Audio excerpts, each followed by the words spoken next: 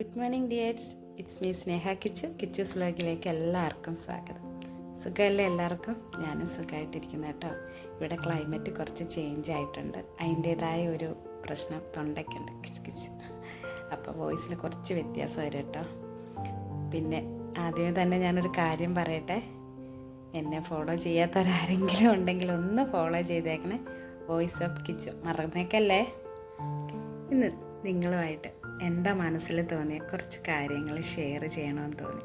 അത് പറയാൻ വേണ്ടിയിട്ട് വന്ന കേട്ടോ. സ്നേഹം. ഇപ്പോൾ വിചാരിക്കുന്നുണ്ടാകും, എന്തോ ഈ സ്നേഹത്തിനെ കുറിച്ചിട്ട് പറയാനെന്ന്. എനിക്കും നിങ്ങൾക്കും ഒക്കെ ഉള്ളത് സ്നേഹം. സ്നേഹത്തിന് വ്യത്യസ്തങ്ങളായ പല തലങ്ങളാണ്, ശരിയല്ലേ? നമ്മുടെ മാതാപിതാക്കളോട് തോന്നുന്ന സ്നേഹമാണോ നമ്മുടെ മക്കളോട് തോന്നുന്നത്? ഒരിക്കലുമല്ല. അവരോട് തോന്നുന്ന സ്നേഹമാണോ നമ്മുടെ പാർട്ട്ണറോട് തോന്നുന്നത്? അതേപോലെ നമ്മുടെ ഫ്രണ്ട്സിനോട് തോന്നുന്നത്. സ്നേഹത്തിന് പല മുഖങ്ങളാണ്, അല്ലേ? പക്ഷെ നമ്മളാരും മറന്നു പോകുന്ന ഒരാളുണ്ട്. ആരാന്നറിയോ? നമ്മളെ തന്നെ. നമ്മൾ ഇവരെയെല്ലാം സ്നേഹിക്കാൻ ഓടി നടക്കുമ്പോൾ നമ്മളെ സ്നേഹിക്കാൻ മറന്നു പോകാറുണ്ട്, ശരിയല്ലേ? എൻ്റെ ഒരു ഫ്രണ്ട്, ആളോട് ഞാൻ എപ്പോഴും ചോദിക്കാറുണ്ട്, നിങ്ങൾക്ക് ഏറ്റവും ഇഷ്ടം ആരോടാണ്? ആ വ്യക്തി എപ്പോഴും എന്നോട് പറയാറുണ്ട്, എനിക്ക് ഏറ്റവും ഇഷ്ടം എന്നെ തന്നെയാണ്. ശരിയല്ലേ?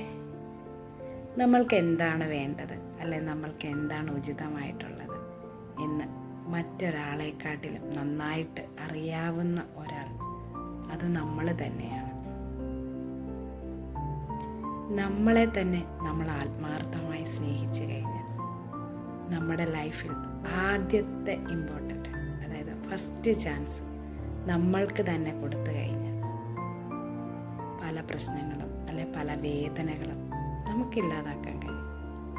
ഇന്ന് നമ്മൾ ഓരോരുത്തരും കാണുന്നത് നമ്മുടെ കേരളത്തിൽ ഏറ്റവും അധികം ആത്മഹത്യകൾ പെരുകിയിരിക്കുന്നത് എന്തുകൊണ്ടാണെന്നറിയാമോ? സ്വയം സ്നേഹമില്ലാത്തത് കൊണ്ടാണ്. കാമുകി തേച്ചു എന്നും പറഞ്ഞ് കാമുകൻ ആത്മഹത്യ ചെയ്യുന്നു, കാമുകൻ തേച്ചു എന്നും പറഞ്ഞ് കാമുകയെ ആത്മഹത്യ ചെയ്യുന്നു, ഭർത്താവ് ഇട്ടിട്ട് പോയെന്നും പറഞ്ഞ് ഭാര്യ, അല്ലെങ്കിൽ ഭാര്യ ഇട്ടിട്ട് പോയെന്നും പറഞ്ഞ് ഭർത്താവ്, മാതാപിതാക്കൾ ചെറിയ ഏതോ ഒരു തെറ്റിൻ്റെ പേരിൽ വഴക്ക് പറഞ്ഞ കുഞ്ഞു മക്കൾ ആത്മഹത്യ ചെയ്യുന്നു. അങ്ങനെ ഒരു കാലഘട്ടത്തിലാണ് നമ്മൾ ഓരോരുത്തരും ജീവിക്കുന്നത്. ഇതൊക്കെ എന്തുകൊണ്ടാണെന്നറിയാമോ? സ്വയം സ്നേഹമില്ലാത്തത് കൊണ്ട്. മറ്റെന്തിനേക്കാട്ടിലും മറ്റുള്ളവർക്ക് ഇമ്പോർട്ടൻ്റ് കൊടുക്കുന്നത് കൊണ്ട്. അതുകൊണ്ടാണ്. ഇതിൽ വേറൊരു വ്യത്യാസം കൂടെയുണ്ട്. നമ്മളെ തന്നെ നമ്മൾ ആത്മാർത്ഥമായി മനസ്സിലാക്കി, നമ്മളെ തന്നെ നമ്മൾ ആത്മാർത്ഥമായി സ്നേഹിച്ചു കഴിഞ്ഞാൽ മാത്രമേ നമ്മൾക്ക് മറ്റുള്ളവരോടും ആത്മാർത്ഥതയോടെ സ്നേഹിക്കാൻ കഴിയൂ. നമ്മളോട് നമുക്ക് സ്നേഹമില്ല, നമ്മളോടൊരു റെസ്പെക്റ്റ് ഇല്ലെങ്കിൽ ആ സ്വഭാവമാണ് നമ്മൾ മറ്റുള്ളവരോടും കാണിക്കുന്നത്. നമ്മൾക്ക് കുറച്ച് ദേഷ്യപ്പെട്ടിരിക്കുന്ന സമയമാണെങ്കിൽ നമ്മൾ ചിലപ്പോൾ നമ്മുടെ മാതാവായിരിക്കും, അല്ലെങ്കിൽ നമ്മുടെ പിതാവോ, അതും അല്ലെങ്കിൽ നമ്മുടെ ഫ്രണ്ട്സ് ആരെങ്കിലും എന്തെങ്കിലും ചോദിച്ചു കഴിഞ്ഞാൽ നമ്മൾ അവരുടെ നേരെ തട്ടിക്കയറാറില്ലേ? ഈ സെയിം സിറ്റുവേഷനാണ്. കാരണം നമ്മളോടുള്ള വെറുപ്പ് അത് നമ്മൾ മറ്റുള്ളവരോട് തീർക്കുന്നു.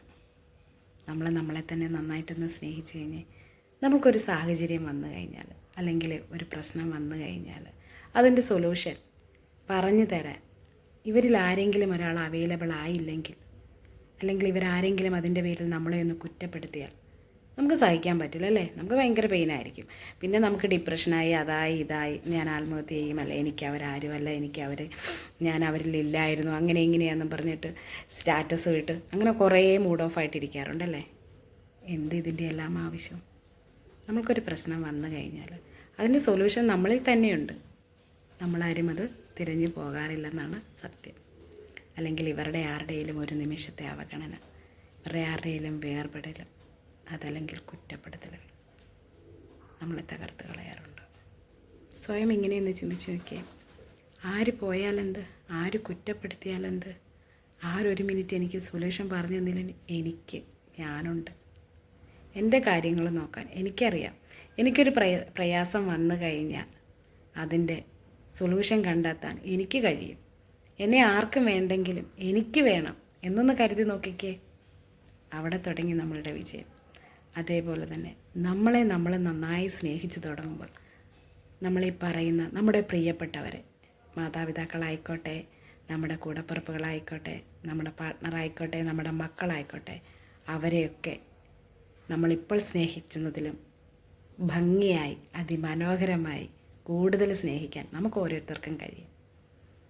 എൻ്റെ ഒരു റിക്വസ്റ്റാണ്. Okay, bye bye. Thank you for watching my videos.